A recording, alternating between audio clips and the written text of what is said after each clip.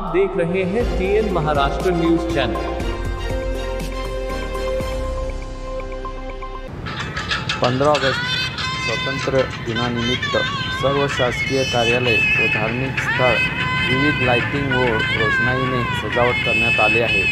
हे decoration बघून सर्व आकर्षित वाटत आहे।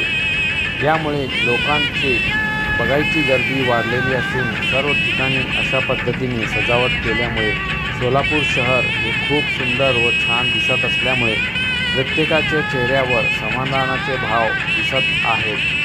ही खूप आनंदाची गोष्ट आहे।